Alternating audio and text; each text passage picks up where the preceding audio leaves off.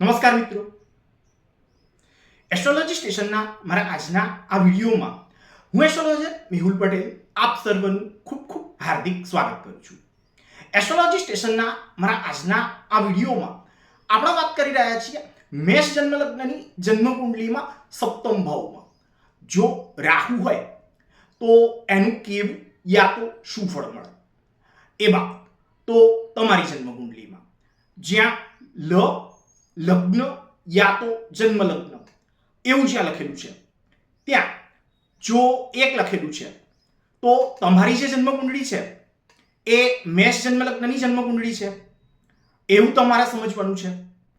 હવે તમારી આ એક અર્થાત મેષ જન્મ લગ્નની આ જન્મ કુંડળીમાં સાતમા ભાવ યા તો કેન્દ્ર સ્થાન એવું જેને કહીએ છીએ ત્યાં અર્થાત દાંપત્ય જીવન, જાહેર જીવન તથા સાથે જ જીવન સાથી યા જીવન સંગીની એનાથી મનમેળ યા મનમોટા દાંપત્ય જીવનની મધુરમ યા અધુરમ એની સાથે સંબંધિત બાબત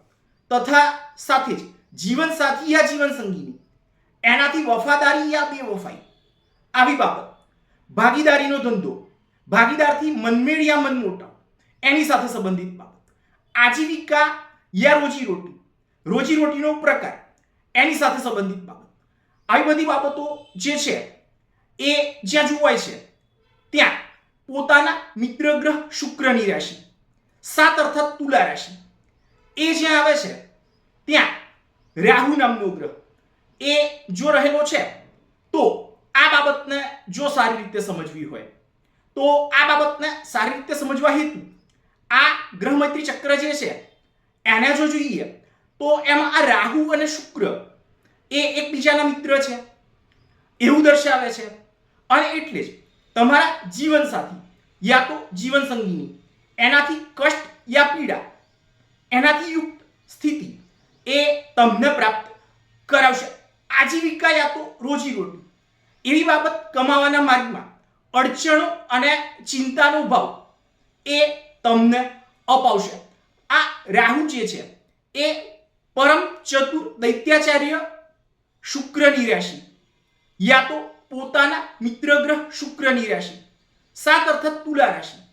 એમાં બેઠેલો હોવાના કારણે જ રોજીરોટી કમાવાની બાબતમાં ભારે ચતુરાઈ અને ગુપ્ત યુક્તિ કે પ્રયુક્તિ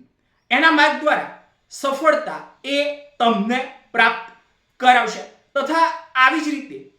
ગુપ્ત યુક્તિઓ અને પ્રયુક્તિઓ દ્વારા દાંપત્ય જીવનમાં પણ સફળતા એ તમને પ્રાપ્ત કરાવશે તથા સાથે જ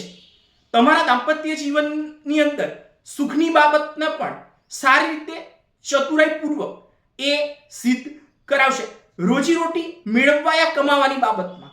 ગુપ્ત યુક્તિ કે પ્રયુક્તિ દ્વારા બળપૂર્વક વિશેષ લાભ એ તમને અપાવશે. આ રાહુ જે છે એ પોતાના નૈસર્ગિક વક્રીપણાના ગુણના કારણે તમારા ગૃહસ્થ યા તો દાંપત્ય જીવનના સંચાલનમાં અડચણો યા મુશ્કેલીઓનો ભાવ એ પેદા કરશે. સાથે જ ત્રુટિ, ખામી અને અડચણો સાથે કોઈ પણ કાર્યને તમારા દ્વારા સંચાલિત એ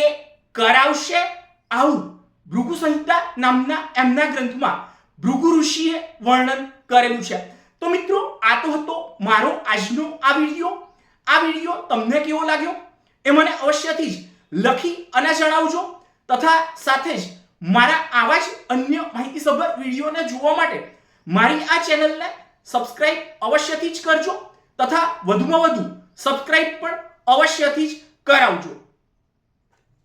નમસ્તે.